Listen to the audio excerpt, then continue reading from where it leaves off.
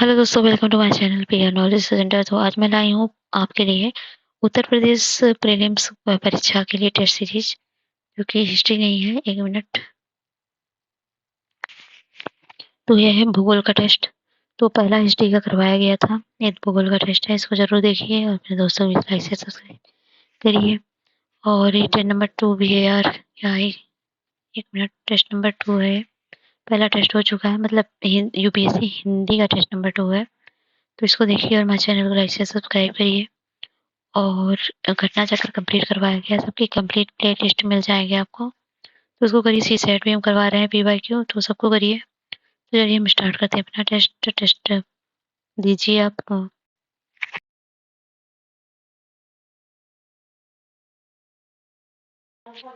तो चलिए हम टेस्ट स्टार्ट करते हैं। टेस्ट जो है जियोग्राफी से है।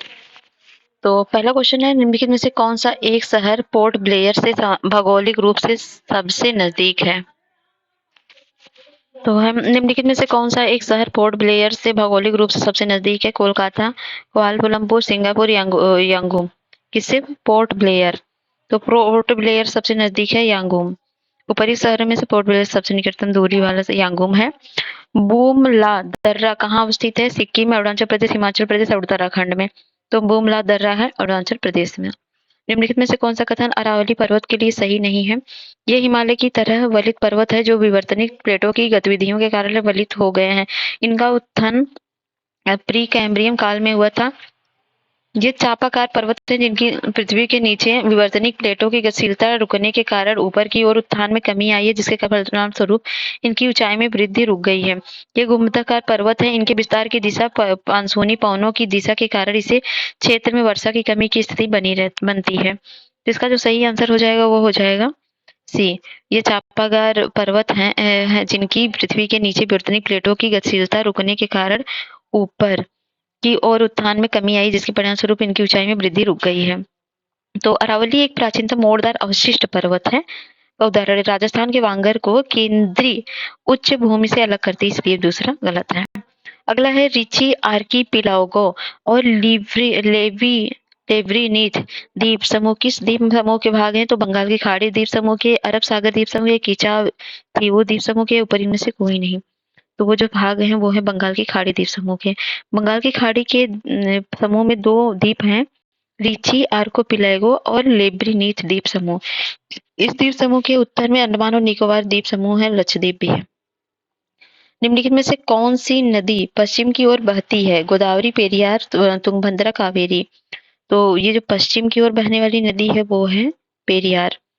पेरियार नदी पश्चिम की ओर बहती है, जबकि गोदावरी, कावेरी, तुंगभद्रा पूर्व की ओर बहती हैं। पेरियार नदी का उद्गम अन्नामलाई से मुहाना वेम्बनाड झील है और केरल की सबसे लंबी नदी है इडुक्की परियोजना इसी नदी पर अवस्थित है। और छठवां है, निम्नलिखित कथन पर विचार कीजिए। माही नदी वेनाड पहाड़ियों के पश्चिम ढाल पर वनों से निकलती है। मंजरा नदी गोदावरी नदी की प्रमुख सहायक नदी है। ऊपर इनमें से कौन सा कथन सही है? केवल एक, केवल दो और एक, दो, दोनों डी है, ना तो एक ना तो दो। तो इसका आंसर हो जाएगा दोनों के दोनों कथन सही है। महानदी वैनाथ पहाड़ियों के पश्चिमी ढलान से वनों से निकलती है और मंजरा नदी गोदावरी नदी की प्रमुख सहायक नदी है। वे पौने तिब्बत के पठार से समानांतर हिमालय के उत्तर में एशिया महाद्वीप पर चलती हैं। तिब्बत की उच्च भूमि में इन पौने के प्रवाह के मार्ग में अवरोधक का काम करती है, जिसके परिणाम स्वरूप ये पौने दो भागों में बढ़ जाती है। इनकी एक शाखा तिब्बत के पठार के उत्तर में तथा दूसरी शाखा हिमालय के दक्षिण पूर्व में की ओर बहती है। ऊपरी विवरण संबंधित है जेट प्रवाह से, पश्चिम विक्षोभ से, दक्षिण पश्चिम मानसून से, इनमें से कोई नहीं। तो ये जो संबंधित है, ये संबंधित है ये जेट प्रवाह से। नेक्स्ट है 8वां, भारत में काली कपास मृदा की रचना निम्नलिखित में से किसके अक्षर से हुई है। भूरी वन मृदा से, विदरीय ज्वालामुखी चट्टान से, ग्रेनाइट से, सेल और चूना पत्थर से। तो ये जो हुई है ये है विदरी फिसर ज्वालामुखी चट्टान से। वो वनस्पति जो मनुष्य की सहायता के बिना अपने आप पैदा होती है और लंबे समय तक बिना किसी मानवीय हस्तक्षेप के उगती है। इस प्रकार की वनस्पति को कहते हैं देशज वनस्पति, विदेशज वनस्पति, अच्छत वनस्पति, है इनमें से कोई नहीं। तो उसको कहते हैं अच्छत वनस्पति। फिर नेक्स्ट, भारत में भौम जल का सर्वाधिक उपयोग करने वाले राज्य निम्नलिखित में से कौन से हैं। पंजाब, हरियाणा, राजस्थान, तमिलनाडु, छत्तीसगढ़, उड़ीसा, केरल, गुजरात, उत्तर प्रदेश, बिहार, त्रिपुरा और महाराष्ट्र, इनमें से कोई नहीं। तो वो जो राज्य हैं वो हैं, इनमें से कोई नहीं। नहीं नहीं नहीं, इनमें से कोई नहीं नहीं है। इसमें से पहला है, सॉरी, पंजाब, हरियाणा, राजस्थान, तमिलनाडु है। बाद में भौमजल का सर्वाधिक उपयोग करने वाले, कैसे मैं बोल दी, सॉरी फॉर दैट। अगला है गन्ना भारत की मुख्य नकदी फसलों में से एक है। निम्नलिखित में से किसे प्राप्त करने के लिए इसे उगाया जाता है? Starch, glucose, fructose, sucrose. तो इसको सुक्रोज उत्पादन के लिए किया जाता है। गन्ना एक अब उष्णकटिबंधीय श्रम गहन नगदी फसल है।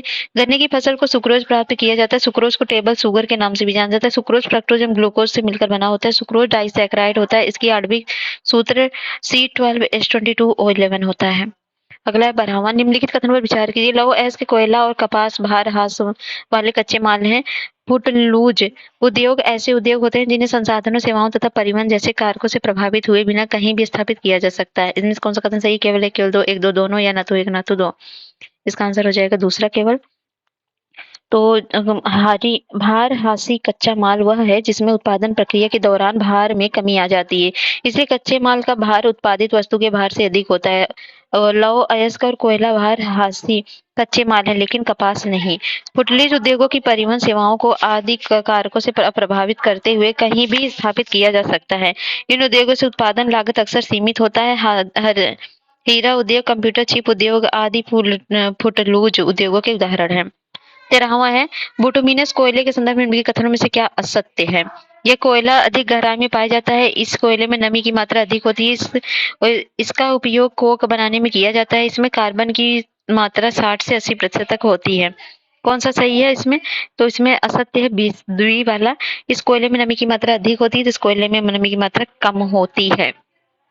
विटामिन कोयले में नमी की मात्रा अत्यल्प होती है और अधिक गहराई के कारण इनकी नमी समाप्त हो जाती है। इसका मुख्यतः लौह इस्पात उद्योग में किया जाता है उपयोग। अगला है 14वां। इनमें कौन सा औद्योगिक क्षेत्र बंदरगाह सुविधाओं, सस्ते कुशल और अकुशल श्रम, सस्ती भूमि और पेट्रोलियम तापीय तथा नाभिकीय विद्युत स्टेशन की निकटता की उपलब्धता के कारण विकसित हुआ है? कोयला हुगली औद्योगिक क्षेत्र, अहमदाबाद बड़ोदरा औद्योगिक क्षेत्र, या मदुरै कोयम्बटूर बेंगलुरु औद्योगिक क्षेत्र, या आगरा दिल्ली कालका सहारनपुर औद्योगिक क्षेत्र। तो इसमें से कौन सा सही है? तो इसमें जो सही हो जाएगा बी, अहमदाबाद बड़ोदरा औद्योगिक क्षेत्र। निम्नलिखित में से कौन सा एक समुद्री पत्तन नहीं है? पारादीप, हल्दिया, डायमंडर हार्बर, या धमरा। तो कौन सा समुद्री पत्तन नहीं है? तो इसका आंसर हो जाएगा सी, डायमंड हार्बर। डायमंड हार्बर ये हुगली नदी के तट पर बसा एक उपनगर है जो पश्चिम बंगाल के दक्षिण 24 परगना जिले में स्थित है। इसके निकट ही हुगली हुगली गंगा नदी की वितरित नदी गंगा खाड़ी में मिलती है, अतः यह पर्यटक स्थल के रूप में भी महत्व रखता है। 16वां है भारत में जनसंख्या घनत्व के वितरण के प्रारूप के संबंध में निम्नलिखित कथन में से कौन सा सही नहीं है? दक्षिण के तटीय मैदान में जनसंख्या का कम घनत्व, किन्नौर, जैसलमेर, पश्चिम सियांग और लोहित दोनों, अरुणाचल प्रदेश में लाहौल और स्पीति में अत्यंत कम जनसंख्या घनत्व। नगरीकरण में ने भी जनसंख्या के संकेंद्रण को सरल बनाया है। उथली मिट्टी वाले क्षेत्रों में जनसंख्या कम घनत्व है। इसका जो है वो हो जाएगा आंसर ए, दक्षिण तटीय मैदानों में जनसंख्या का कम घनत्व। नुएर ए डिंका क्या है? नाइजीरिया के कोयला क्षेत्र, नाइजीरिया के जाति समूह, नाइजीरिया के आतंकवादी संगठन के नाम है। दक्षिण सूडान के 2 सबसे बड़े जाति समूह हैं।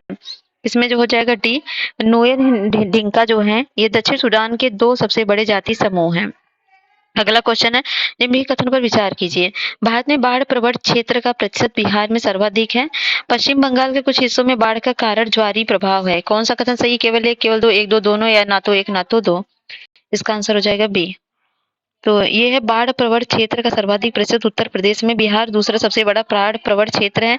पश्चिम बंगाल में महानंदा, अजय, दामोदर आदि नदियों की अपर्याप्तता क्षमता तथा ज्वारी प्रभाव के परिणाम स्वरूप राज्य दक्षिण तथा भारत में बाढ़ग्रस्त रहते हैं। सॉरी मैंने तो रिकॉर्ड चालू कर दिया था लेकिन हुआ नहीं था, लेकिन चलिए टिक लगा दिया है। निम्नलिखित कथनों पर विचार करना है। भारत में बाढ़ प्रवण क्षेत्र का प्रतिशत बिहार में सर्वाधिक है। तो पश्चिम बंगाल के कुछ हिस्सों में बाढ़ का कारण ज्वारी प्रभाव है। तो दूसरा सही है लेकिन पहला गलत है। भारत के एक विशेष क्षेत्र में स्थानीय लोग जीवित वृक्षों की जड़ों का अनुवर्धन कर इन्हें जलधारा के आर पार सुदृढ़ पुलों के रूपांतरण कर देते हैं। जैसे जैसे समय गुजरता है ये पुल अधिक मजबूत होते जाते हैं। और यह अनोखे जीवित जड़ पुल कहाँ पाए जाते हैं? तो हिमाचल प्रदेश में पाए जाते हैं। हमारे सौर मंडल में क्षुद्र ग्रह पट्टी निम्नलिखित किन ग्रहों के बीच पाई जाती है? मंगल तथा बृहस्पति बीच पाई जाती है। निम्नलिखित में से कौन सी एक लघु प्लेट नहीं है? तो अंटार्कटिक नहीं है। ये जो है ये बृहद प्लेट है, बाकी सभी लघु प्लेट है। नेक्स्ट है दिन और रात की अवधि संबंधी निम्नलिखित कथनों पर विचार करना है। भूमध्य रेखा के निकट अंतर न्यूनतम होता है और उसे दूर जाते समय प्रायगामिता बढ़ता जाता है। तो यही सही है। अगला है निम्नलिखित में से कौन सा कथन सही नहीं? माली, मराग्वे, नाइजर, मंगोलिया और लीबिया स्थल अवरुद्ध देश हैं, तो इसमें लीबिया नहीं है, बाकी सब हैं। विषुवत रेखा इक्वाडोर, कोलंबिया, ब्राजील, कांगो गणराज्य से होकर गुजरती है। कर्क रेखा भारत, चीन, मैक्सिको, मिस्र, सतत होकर गुजरती है। और डी है कर्क रेखा गुजरात, राजस्थान, पश्चिम बंगाल, त्रिपुरा और मिजोरम से होकर गुजरती है। 24वां निम्नलिखित कथनों पर विचार करना है। लेमन असमंजसता पृथ्वी के कोर और मेंटल के बीच में स्थित है। सियाल पृथ्वी की बाहरी भूपर्पटी में पाई जाती है, तो कौन सा इसमें सही है? तो इसका जो आंसर हो जाएगा बी हो जाएगा। पहला गलत हो जाएगा क्योंकि लेहमन समझता ऊपरी क्रोड या बाह्य क्रोड को आंतरिक क्रोड से पृथक करती है। दूसरा गलत है, सही है, मतलब ये पहला गलत है। ये लेहमन असमंजसता ऊपरी क्रोड को बाह्य क्रोड से अलग करती है। बाकी गुटेनबर्ग जो है पृथ्वी की निचली क्रोड ऊपरी क्रोड को मेंटल से अलग करती है। निम्नलिखित में से किस पर्वत में बहिर्वेदी ज्वालामुखी नहीं पाए जाते हैं? तो हिमालय में नहीं पाए जाते हैं। और है फिर नेक्स्ट अल्फ्रेड वेगनर द्वारा महाद्वीपीय विस्थापन के लिए खिंचाव बल के रूप में प्रस्तावित ध्रुवीय फ्लीइंग बल का संबंध निम्नलिखित किसके परिघटना से है? तो वह पृथ्वी के घूर्णन से है।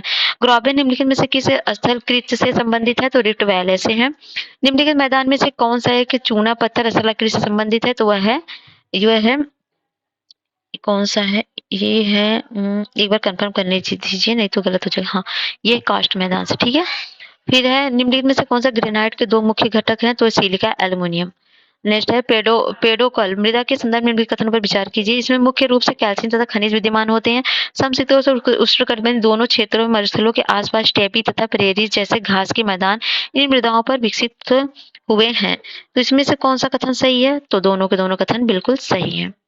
नेक्स्ट है एक ऐसे क्षेत्र जहां वार्षिक वर्षा 200 सेमी से अधिक होती है और ढलाव पहाड़ी स्थल है, किसकी खेती अभिष्ट होगी? सन की, कपास की, चाय की, मक्का की।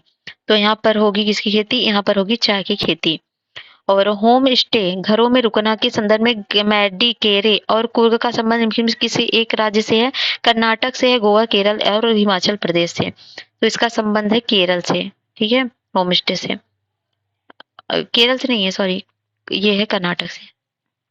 और है बिग इंच पाइपलाइन के द्वारा क्या प्रभावित किया जाता है? दूध, पेट्रोलियम, गैस, जल। तो इसके द्वारा प्रभावित किया जाता है petroleum. Big inch pipeline Mexico की खाड़ी में स्थित तेल के कुओं में संयुक्त राज्य अमेरिका के उत्तर पूर्वी राज्यों में तेल ले जाती है। अगला है नेक्स्ट क्वेश्चन मध्य अक्षांश क्षेत्रों के मौसम में दैनिक परिवर्तन होने का कारण है ऊर्ध्वगामी वायु संवहन, अधोगामी वायु चालन या अभिवहन या विकिरण। तो ये है अभिवहन। प्रारंभिक काल में पृथ्वी के वायुमंडल की रचना हुई है हाइड्रोजन और जलवाष्प से, कार्बन डाइऑक्साइड हाइड्रोजन से, हाइड्रोजन और हीलियम से, और हाइड्रोजन, हीलियम और CO2 से। तो ये हो जाएगा हाइड्रोजन और हीलियम से। नेक्स्ट है अफ्रीकी और यूरेशियाई मरुस्थलीय क्षेत्र के निर्माण के मुख्य कारण क्या क्या हो सकते हैं? यह उपोष्ण तथा उच्च दाब कोशिकाओं में अवस्थित है। यह उष्ण महासागर धाराओं के प्रवाह क्षेत्र में पड़ता है। इनमें से कौन सा कथन सही है? केवल एक, केवल दो, एक, दो, दोनों, या तो ना तो एक ना तो दो। तो इसका आंसर हो जाएगा केवल एक। तो अफ्रीकी और यूरेशियाई मरुस्थलीय क्षेत्र के अंतर्गत सहारा मरुस्थल, अरेबियाई मरुस्थल, ईरान व थार के मरुस्थल इत्यादि को शामिल किया जाता है।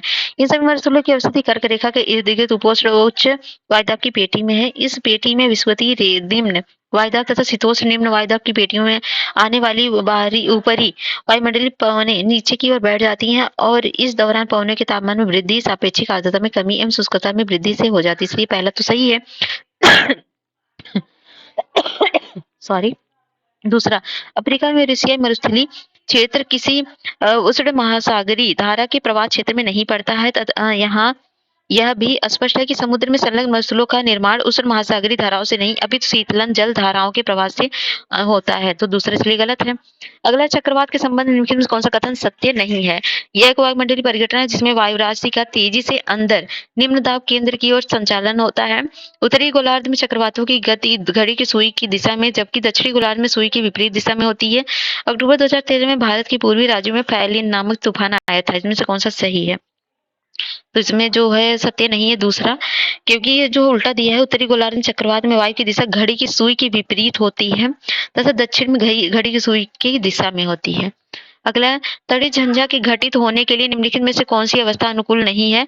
प्रतिबंधी और समन्वित अस्थायित्व, निचले वायुमंडल में नमी की पर्याप्त पूर्ति, निचले सौरमंडल में शीतल शुष्क वायु और ऊपरी सौरमंडल में उष्ण नम वायु का अभिवहन, और निम्न स्तरीय अभिसरण और उपस्तरीय अपसरण की एक समन्वय स्थिति। इसमें जो सही है सही नहीं है वो है निचले सौरमंडल में शीतल शुष्क वायु का और ऊपरी सौरमंडल के उष्ण नम वायु का अभिवहन। ठीक है, बाकी सब सही है। 39 है, निम्नलिखित में से कौन सी एक विशेषता महाद्वीप शेल्फों की नहीं है? उत्पादक मत्स्य ग्रहण, धरातलों वाले स्थल, तेल और गैस रिजर्व, अंतर समुद्री गड्ढे वाले स्थल और रेत और बजरी के विशाल संग्रह। तो इसमें हो जाएंगे, ये सही नहीं है, अंतर समुद्री गड्ढे वाले स्थल। तो महाद्वीपी मग्न तटों में अंतर समुद्री गड्ढे नहीं पाए जाते हैं, वस्तुतः महाद्वीपी ढाल में कैनियन और खाइयां पाई जाती हैं। अगला है 40वां, ब्रिटिश तुल्य जलवायु शांत समशीतोष्ण पश्चिमी किनारा के लिए निम्नलिखित में से कौन सा कथन सत्य नहीं है? पूरे वर्ष पछुआ पवनों का अस्थायी आगमन, तापमान और वर्षा पर समुद्री प्रभाव के कारण अत्यधिक चक्रवाती गतिविधियां और समुद्री प्रकार की जलवायु और शीत और शरद ऋतु में अधिकतम वर्षा के साथ पर्याप्त वर्षा और अपेक्षाकृत कम तापमान, परास और समशीतोष्ण अक्षांशीय स्थिति के कारण ठंडी शीत ऋतु जिससे जलवायु मानवीय गतिविधियों के अनुकूल नहीं रहती। तो इसमें जो सही हो जाए सही नहीं है वो डी नहीं है। ब्रिटिश तुल्य जलवायु प्रदेश में गर्म अटलांटिक प्रवाह और पछुआ पवनों के प्रभाव के कारण शीत ऋतु मानवीय गतिविधियों के अनुकूल होती है, तब विकल्प डी सही उत्तर होगा इसका। और है अगला, यायावर चरवाहे याकूत कहाँ के हैं? गोबी, सहारा, टुंड्रा और कालाहारी। तो याकूब जो है वो है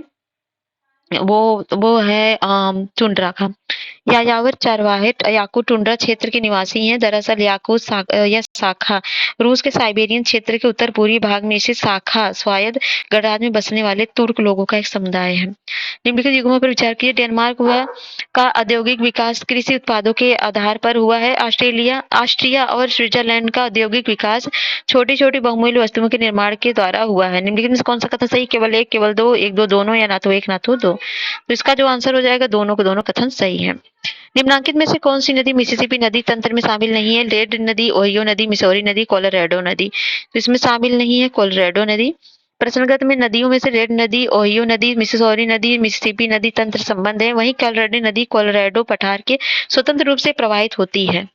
नेक्स्ट है 41, रूबर बेसिन प्रसिद्ध औद्योगिक क्षेत्र है, चीन का, जर्मनी का, जापान का, यूनाइटेड किंगडम का।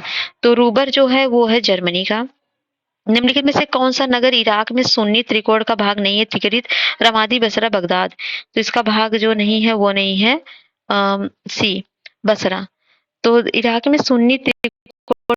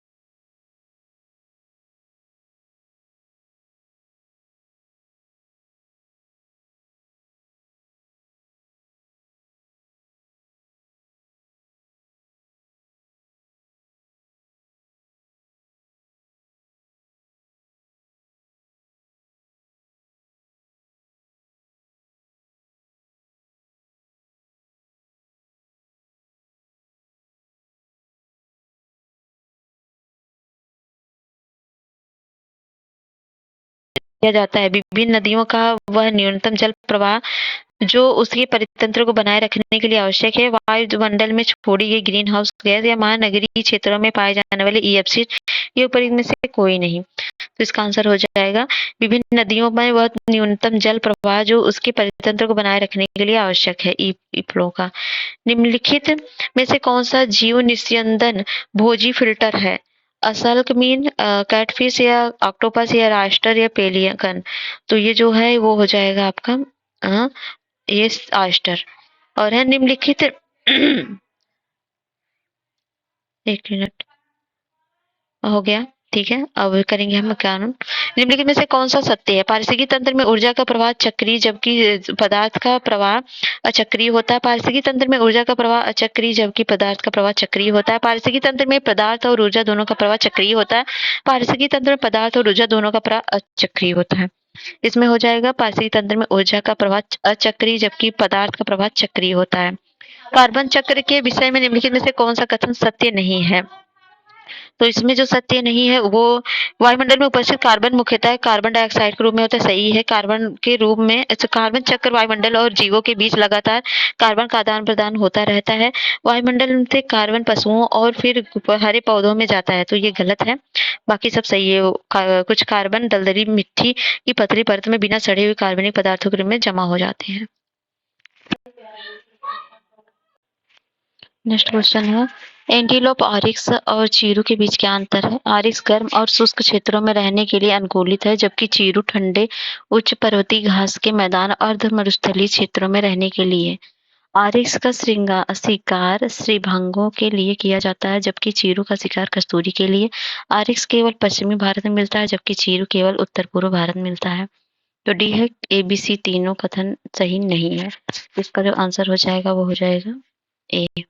आरिस गर्म शुष्क क्षेत्रों में रहने के लिए अनुकूलित है, जबकि चीरू ठंडे उच्च पर्वतीय घास के मैदानों और अर्ध मरुस्थलीय क्षेत्रों में रहने के लिए है। 54 है, निम्नलिखित में कथनों पर विचार कीजिए।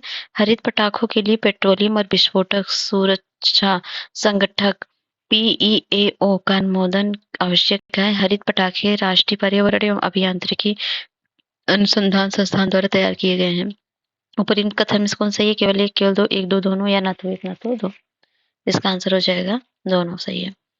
सीमेंट भट्टियों में अपशिष्टों का प्रसंस्करण करने की प्रक्रिया पर्यावरण के लिए सर्वाधिक अनुकूल विकल्प के रूप में उभर कर सामने आई है, क्योंकि यह जैव ईंधन और कच्चे माल का संरक्षण करने के अलावा कार्बन प्रदूषकों को भी कम करती है। यह लागत प्रभावी, कुशल और पर्यावरण हितैषी तकनीक है। यह अपशिष्टों को हरित अर्थव्यवस्था के उद्देश्य से जोड़ती है। ऊपर इनमें से कोई नहीं। इसका आंसर हो जाएगा ए। यह जैव ईंधन और कच्चे माल का संरक्षण करने अथवा कार्बन प्रदूषकों को भी कम करती है। यूरो उत्सर्जन नियम उत्सर्जन के मानक और ये एक वाहन से उत्सर्जन के लिए सीमा निर्धारित करने के लिए पैकेज प्रदर्शित करते हैं। निम्नलिखित गैसों में से कौन इसके अंतर्गत आच्छादित है? कार्बन मोनोऑक्साइड, हाइड्रोकार्बन या नाइट्रोजन ऑक्साइड या उपयुक्त सभी। तो इसके अंतर्गत आते हैं सभी के सभी। नेक्स्ट है, लाइकेन सबसे अच्छा सूचक है किसका? तो वो सूचक है कौन से प्रदूषण का? तो लाइकेन है वायु प्रदूषण का सबसे अच्छा सूचक। निम्नलिखित में से कौन सा देश दक्षिण एशियाई सहकारी पर्यावरण कार्यक्रम का सदस्य नहीं है? अफगानिस्तान, पाकिस्तान, म्यांमार, मालदीव। कौन सा नहीं है? तो वह नहीं है म्यांमार। निम्नलिखित में से कौन सा पद बायो प्रोस्पेक्टिंग सबसे अच्छा वर्णन करता है? तो वह है जैविक संसाधनों के वाणिज्यिक शोषण की एक अनैतिक पद्धति। यह एक प्रक्रिया जिसमें कृषि विज्ञान पद्धतियों द्वारा खाद्य फसलों की पोषण गुणवत्ता में सुधार किया जाता है। सी है, जैविक संसाधनों से प्राप्त वाणिज्यिक रूप से उपयोगी उत्पादों के लिए एक सुव्यवस्थित खोज।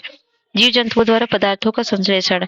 कौन सा सही है इसमें जो सही है वो है सी, जैविक संसाधनों से प्राप्त वाणिज्यिक रूप से उपयोगी उत्पादों के लिए एक व्यवस्थित खोज।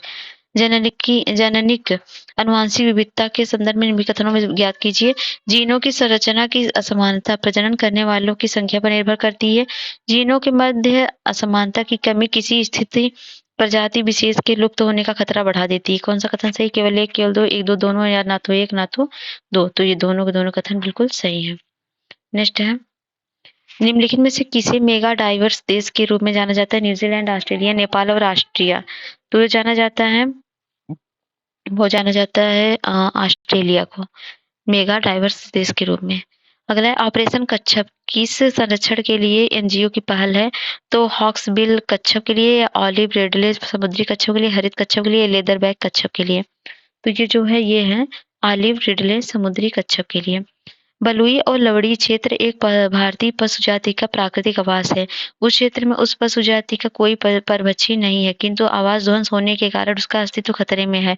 यह पशु निम्नलिखित में से कौन हो सकता है? भारतीय वन्य भैंस, भारतीय वन्य गधा और भारतीय वन्य सूकर और भारतीय गजेल कुरंग। इसमें से कौन सा सही है? तो केवल दो, भारतीय वन्य गधा। निम्नलिखित में से कौन सा एक IUCN के वर्गीकरण के अनुसार क्रांतिक रूप से संगठापन नहीं है? तो गंगा सार के ग्रेट इंडियन बस्टर्ड, हिमाचल के क्वेल या गंगा डॉल्फिन। तो वो हो जाएगी गंगा डॉल्फिन। अगला है फेजरवेरिया गोमची संबंधित है। नागालैंड में खोजे गए एक नव बैक्टीरिया से, अंडमान द्वीप में खोजे गए एक नव फल प्रजाति से, या पश्चिमी घाट में खोजे गए एक नव मेढक प्रजाति से, आंध्र प्रदेश में खोजे गए एक नव कैटफिश से। तो ये जो है ये है पश्चिम घाटों में खोजे गए एक नव मेढक प्रजाति से।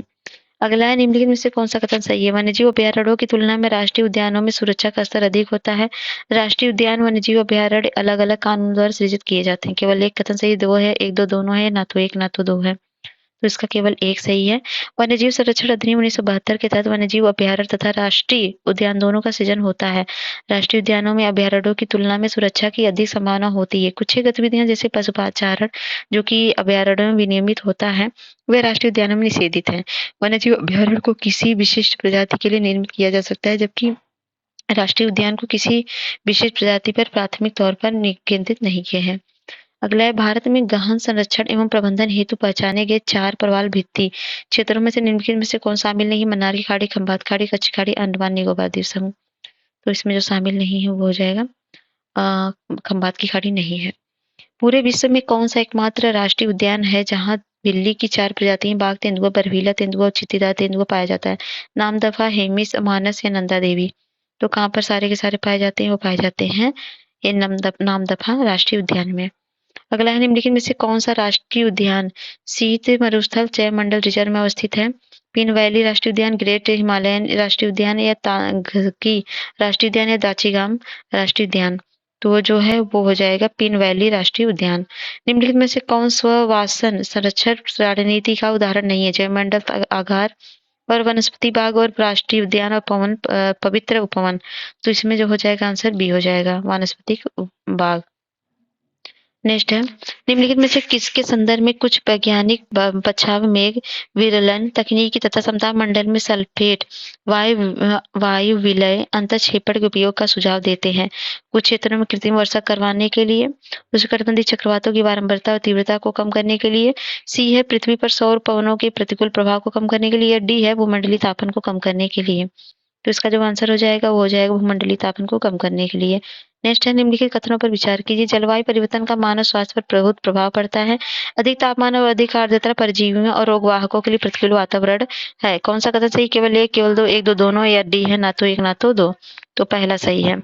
जलवायु परिवर्तन के पर्यावरणीय परिणाम जैसे अत्यंत उच्च उष्ण तरंगे, समुद्र स्तर में वृद्धि, वर्षण में परिवर्तन, परिणाम स्वरूप बाढ़ और सूखे की स्थितियां, तीव्र हरिकेन और अपघटित वायु गुणवत्ता मानव के भौतिक, सामाजिक और मनोवैज्ञानिक स्वास्थ्य को प्रत्यक्ष और अप्रत्यक्ष रूप से प्रभावित करते हैं।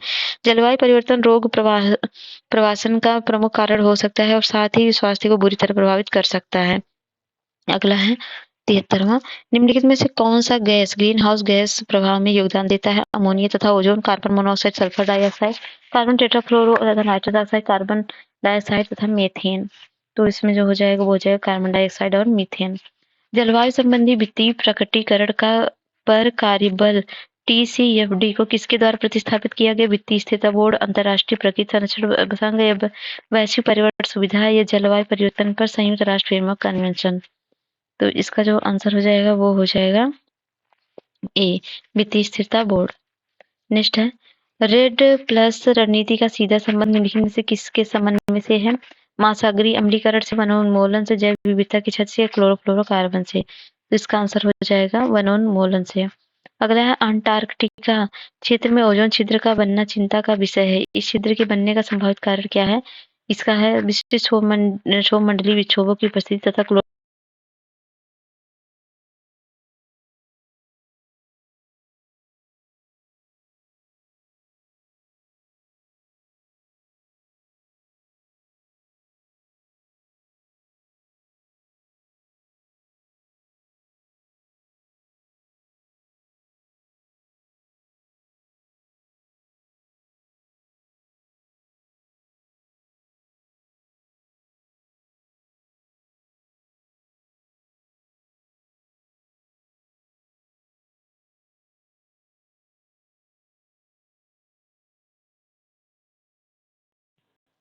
ये ग्रीन हाउस गैस उत्सर्जन।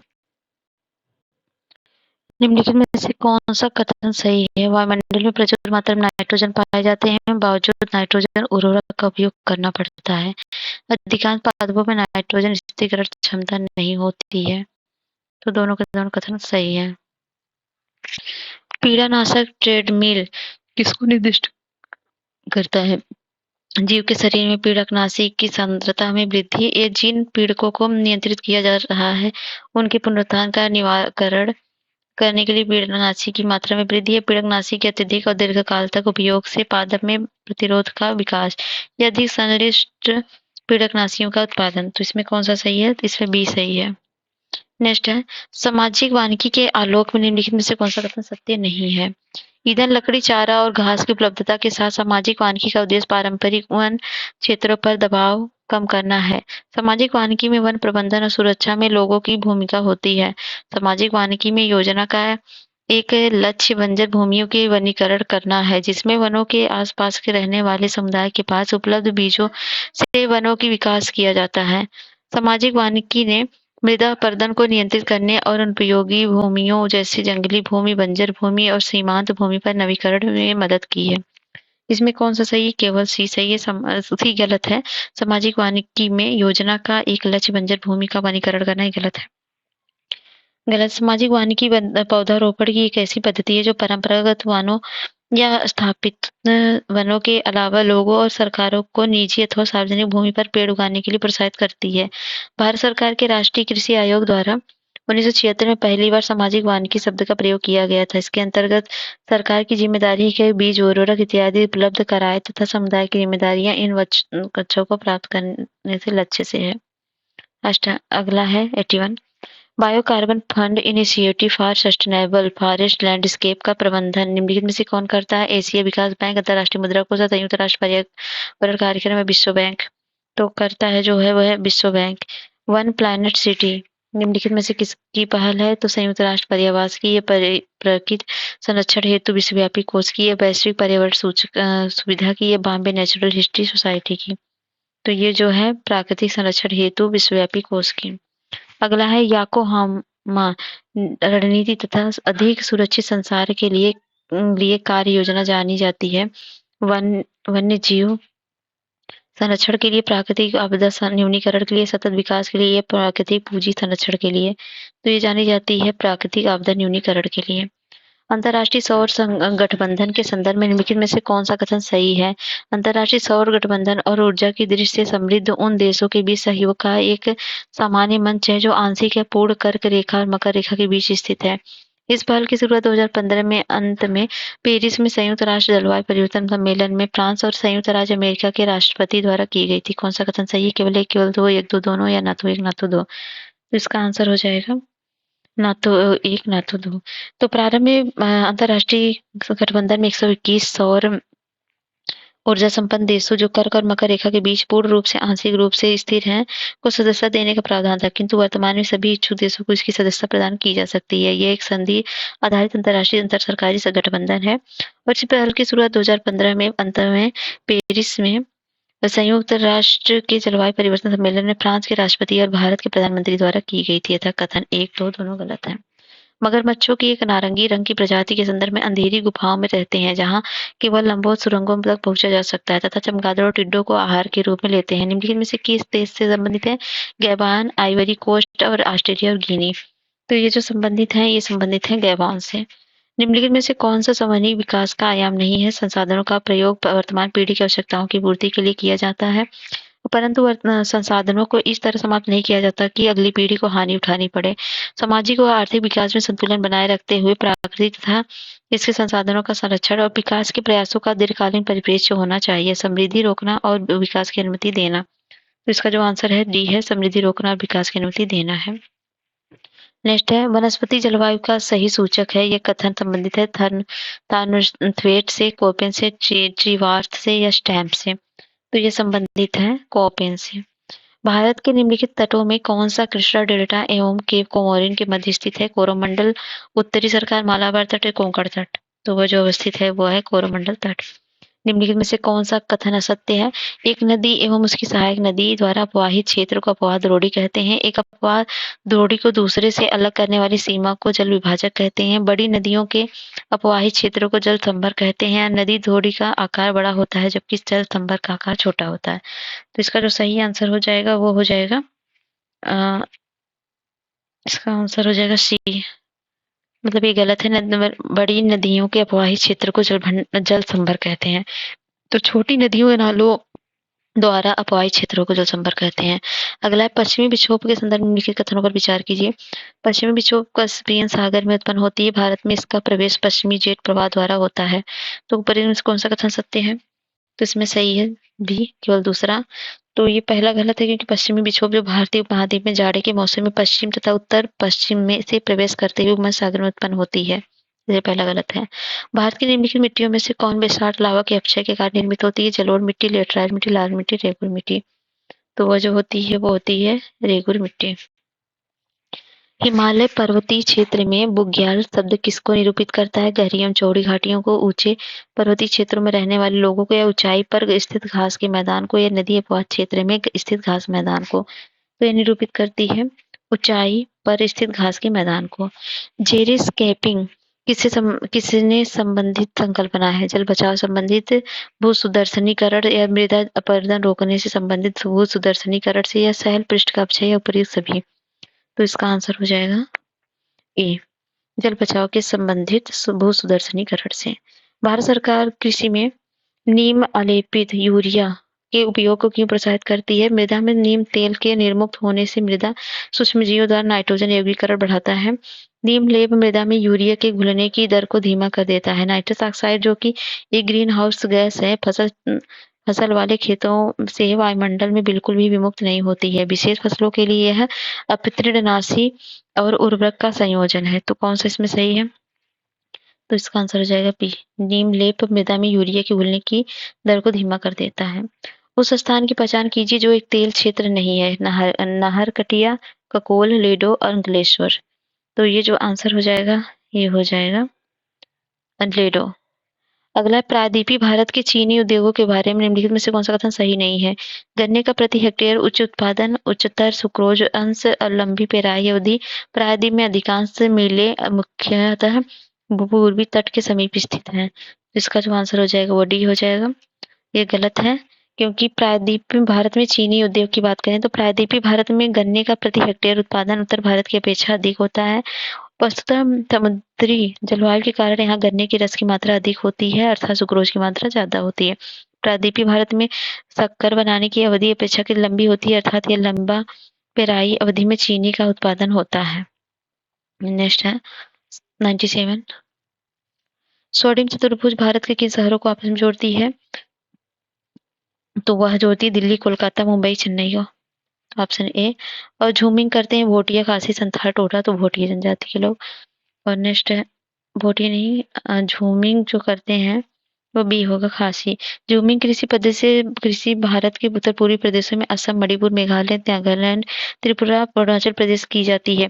खासी लोग मेघालय राज्य के मूल निवासी हैं और झूमिंग कृषि पद्धति से खेती करते हैं। मेघालय में झूमिंग कृषि पद्धति का स्थानीय नाम वेगवा है। तो खासी जनजाति है। निम्नलिखित में से कौन भारत में सर्वाधिक चक्रवाती गतिविधियों से संबंधित मौसम है? गर्म शुष्क ग्रीष्म ऋतु और वर्षा मानसूनी ऋतु, लौटते हुए मानसून की ऋतु और उत्तर पूर्व मानसून की ऋतु। तो इसका जो आंसर हो जाएगा लौटते हुए मानसून की ऋतु। ये तथ्य कि ग्रह सूर्य के चारों ओर वृत्तों में नहीं बल्कि दीर्घवृत्तों में घूमते हैं सबसे पहले किसने प्रदर्शित किया? गैलीलियो ने, मार्टिन लूथर ने, जॉन केपलर ने और कोपरनिकस ने। तो ये जो कहा था ये कहा था जॉन केपलर ने। अगला है पृथ्वी की संरचना के संबंध में निम्नलिखित कथनों पर विचार कीजिए। बाह्य कोर ठोस अवस्था में है जबकि आंतरिक कोर तरल अवस्था में है। परपटी तथा मटल का सबसे ऊपरी भाग दुर्बलता मंडल कहलाता है। कौन सा कथन सही? केवल एक दो, या ना तो एक ना तो दो। इसका जो आंसर हो जाएगा वो हो जाएगा डी, ना तो एक ना तो दो। तो बाह्य क्रोड तरल अवस्था में है जबकि आंतरिक कोर ठोस अवस्था में। क्रोड भारी पदार्थों मुख्यतः निकेल व लोहे से निर्मित है। इसे नीफे परत के नाम से भी जाना जाता है, ऐसा कथन एक सही नहीं है। भूपर्पटी या मेंटल का ऊपरी भाग मिलकर स्थल मंडल कहलाते हैं। इसकी मोटाई 10 से 200 किलोमीटर के बीच पाई जाती है। निचले मेंटल का विस्तार दुर्बलता मंडल के समाप्त हो जाने के बाद तक है, तक तो सही नहीं है। अगला है 102। शीतकालीन आयनन के संबंध में निम्न कथनों पर कौन सा सही है? दक्षिण ध्रुव पर 24 घंटे अंधेरा छाया रहता है, यह 21 जून को होता है। या ध्रुवी ध्रुव पर 24 घंटे अंधेरा छाया रहता है, या सूर्य सूर्योच्च पर होता है। तो इसका जो आंसर हो जाएगा वो हो जाएगा सी। या ध्रुव पर 24 घंटे अंधेरे छाया रहता है शीतकालीन आयनन पर। भौतिक भूगोल के संदर्भ में भू संतुलन का सिद्धांत किसे निरूपित करते हैं? किसी रेखाचित्र या मानचित्र पर समान प्रवणता या झुकाव वाले बिंदुओं को जोड़ने वाली रेखा को, या भूपर्वतीय में विभिन्न हिस्सों के बीच विद्यमान समयावस्था को, या एक प्रकार की पर्वत निर्माण प्रक्रिया, या मानचित्र पर ऐसे बिंदुओं को मिलाने वाली रेखा जहाँ निश्चित समय में होने वाली वर्षा की मात्रा एक समान हो। तो इसका जो आंसर हो जाएगा बी हो जाएगा।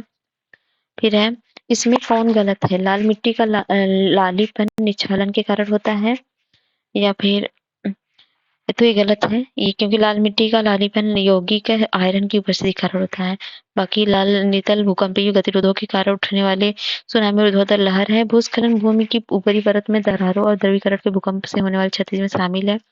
लघु ज्वार-भाटा के दौरान पृथ्वी पर सूर्य चंद्रमा का गुरुत्वाकर्षण एक दूसरे बल के समकोण होता है।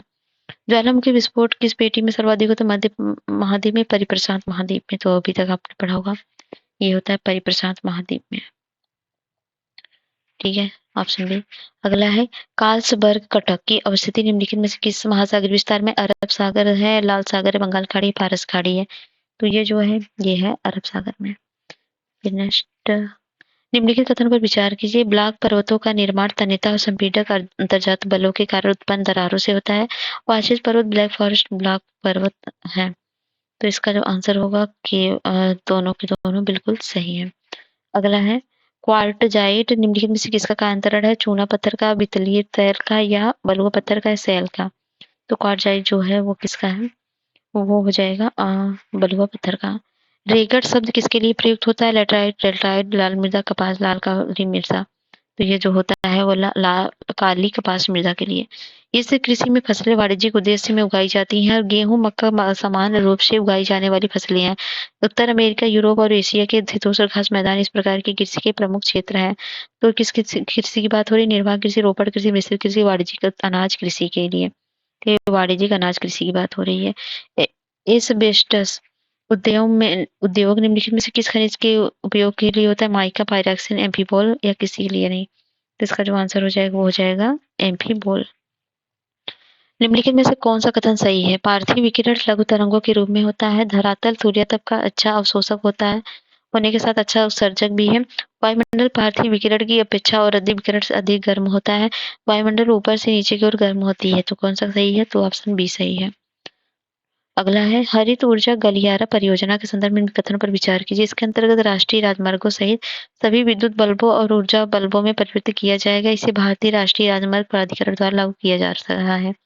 कौन सा कथन सही है? तो इसका जो कथन सही है वो सही है डी, ना तो एक ना तो दो। तो हरित ऊर्जा गलियारे की बात करें तो एक अंतरराज्यीय परिवहन प्रणाली है जिसे 8 नवीकरणीय ऊर्जा समृद्ध राज्यों तमिलनाडु, राजस्थान, कर्नाटक, आंध्र प्रदेश, महाराष्ट्र, गुजरात, हिमाचल प्रदेश, मध्य प्रदेश है द्वारा कार्यान्वित किया जा रहा है। इस योजना के अंतरराज्यीय परिवहन घटक को संबंधित राज्यों और power grid corporation of India द्वारा कार्यान्वित किया जा रहा है। इसका उद्देश्य योजना को लागू करने वाले राज्यों में 20,000 मेगावाट की बड़े पैमाने की अच्छे ऊर्जा का उत्पादन और ग्रिड में सुधार प्राप्त है। अगला है, निम्नलिखित में से कौन सा परत हेमोस्फीयर में सम्मिलित नहीं है? आयन मंडल, क्षोभ मंडल, मध्य मंडल, समताप मंडल। तो ये जो है ये नहीं है आयन मंडल। अगला है, अश्व अक्षांश में विषुवत प्रदेश की ओर प्रवाहित अस्थायी हवा को क्या कहते हैं? पछुआ, व्यापारिक, डोलड्रम, या पूर्वा हवा। तो इसको कहते हैं व्यापारिक पवन। और हिम झंझावात निम्नलिखित में से किस क्षेत्र की विशेषता है? भूमध्य रेखा, उष्णकटिबंधीय और अंटार्कटिक और समशीतोष्ण। तो ये जो है ये है अंटार्कटिक का। नेक्स्ट है, खुली मेघ रहित रातों की तुलना में मेघाच्छादित रातें अधिक गर्म होती हैं क्योंकि बादल आकाश से पृथ्वी पर आने वाली ठंडी हवाओं को रोक लेते हैं, पृथ्वी द्वारा मुक्त की गई उष्मा को वापस लौटा देते हैं या उष्मा उत्पन्न करते हैं और इसे पृथ्वी की ओर विकिरित कर देते हैं, वातावरण से उष्मा को अवशोषित करते हैं और इसे पृथ्वी की ओर भेज देते हैं। तो इसका जो आंसर है वो सही हो जाएगा बी, पृथ्वी द्वारा मुक्त की गई उष्मा को वापस लौटा देते हैं। बंगाल की खाड़ी की तुलना में अरब सागर में उच्च लवणता दर्ज की जाती है क्योंकि अरब सागर वाष्पीकरण उच्च दर तथा स्वच्छ जल का मंद अंतर्वाह प्रदर्शित करता है। अरब सागर में अगभीर जल है। अरब सागर की परिबद्ध भूमि अवधि है। अधिक है और अरब सागर को वर्षा की अधिक प्राप्ति होती है। तो इसका जो आंसर हो जाएगा वो होगा पहला, अरब सागर वाष्पीकरण की उच्च दर तथा स्वच्छ जल का मंद अंतर्वाह प्रदर्शित करता है। निम्नलिखित कथनों पर विचार कीजिए। विषुवत प्रदेशों में जलवायु एवं प्राकृतिक वनस्पति में पूर्ण सामंजस्य पाया जाता है। मानसूनी जलवायु का विस्तार भूमध्य रेखा के दोनों ओर 5 से 30 डिग्री सेंटीग्रेड डिग्री अक्षांशों के मध्य पाया जाता है। कौन सा कथन सही? केवल एक, केवल दो, एक दो दोनों, या ना तो एक ना तो दो। इसका आंसर हो जाएगा दोनों के दोनों बिल्कुल सही है। बीच, ओक और मैपल किस बायोम से संबंधित है? टाइगा, शीतोष्ण या टुंड्रा या सवाना? तो ये जो संबंधित है ये है शीतोष्ण पर्वतीय वन से। नेक्स्ट है लैपलैंड, एक सांस्कृतिक प्रदेश है जो अधिकांशतः स्कैंडिनेवियाई प्रायद्वीप के उत्तर में उत्तर ध्रुवीय वृत्त में है। एक लैपलैंड में किन्होंने निवास किया? सामी जन ने, पड़ाव जन ने, हमार जन ने, हिमा जन ने?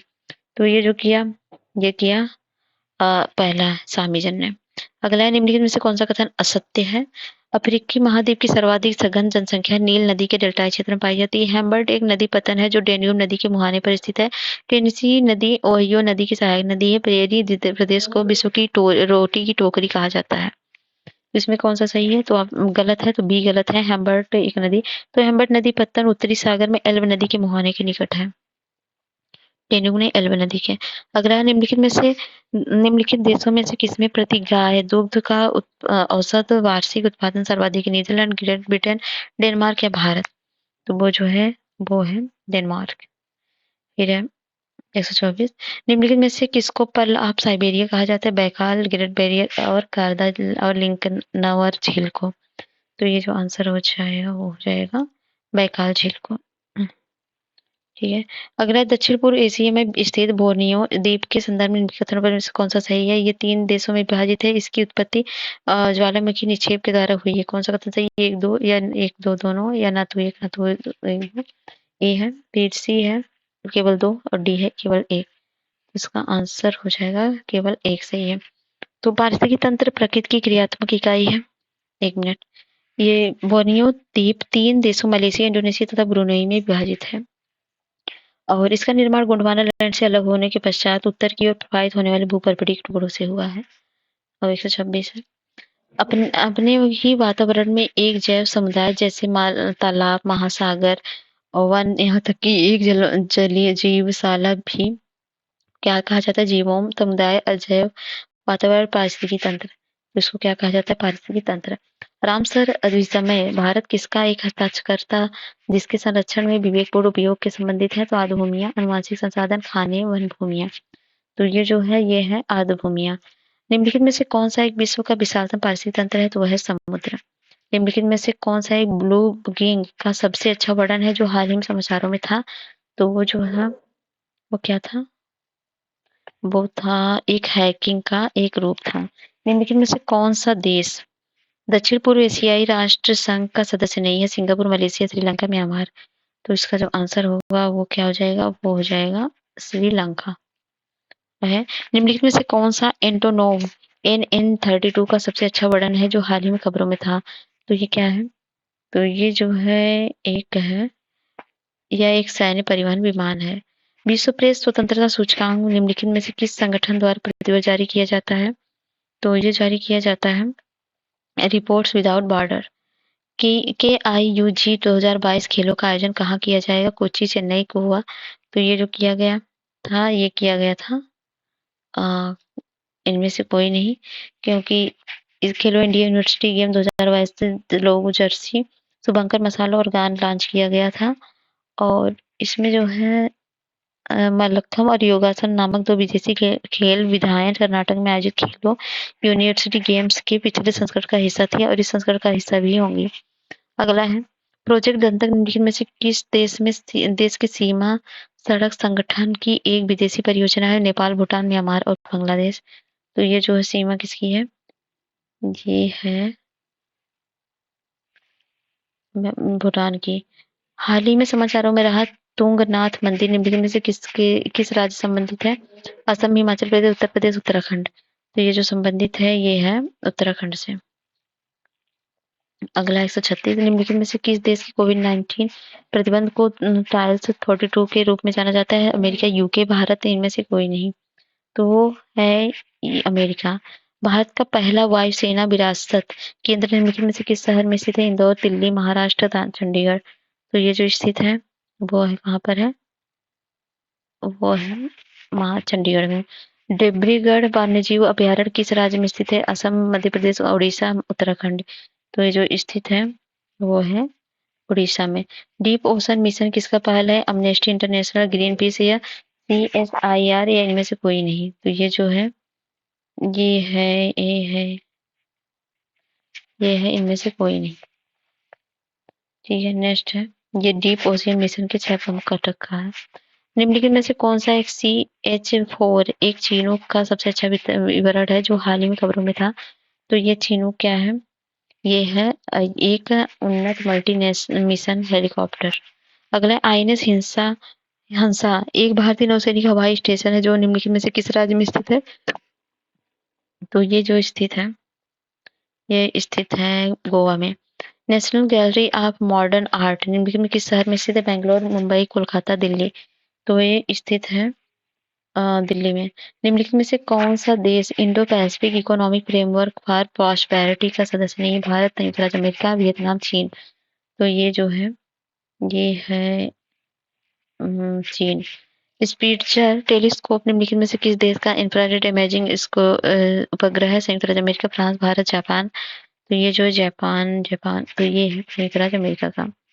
और है भीमगढ़ वन्यजीव अभयारण्य निम्नलिखित में पर्वत श्रृंखलाओं में से किस एक में स्थित है? पश्चिम घाट, पूर्वी घाट, विंध्य रेंज, अरावली। तो ये स्थित है ये पश्चिमी घाट में। अगला है निम्नलिखित में से कौन सा जोरावर का सबसे अच्छा वर्णन है जो हाल ही समाचारों में था? जोरावर का सबसे अच्छा वर्णन जो है वो हो जाएगा यह एक भारतीय लाइट टैंक है। कैंडिला वन्यजीव अभयारण्य भारत में निम्नलिखित किस राज्य में स्थित है? तो कैंडिला है कहाँ पर? तो कैंडिला है आंध्र प्रदेश में। औरंग राष्ट्रीय उद्यान कहाँ स्थित है? तो औरंग है असम में। और नेक्स्ट हाँ और तुर्की किनके मध्य स्थित है? तुर्की जो है तुर्की स्थित है काला सागर और भूमध्य सागर के मध्य। 2017 की हाथियों की गणना के अनुसार हाथियों की सर्वाधिक आबादी निम्नलिखित में से किस राज्य में स्थित है? असम, केरल, तमिलनाडु, कर्नाटक। सबसे ज्यादा हाथी कहाँ है? कर्नाटक में। ठीक है, कंप्लीट होता है। वीडियो पसंद आता है लाइक से सब्सक्राइब करिए। मिलते हैं नेक्स्ट वीडियो में। जय हिंद, जय भारत।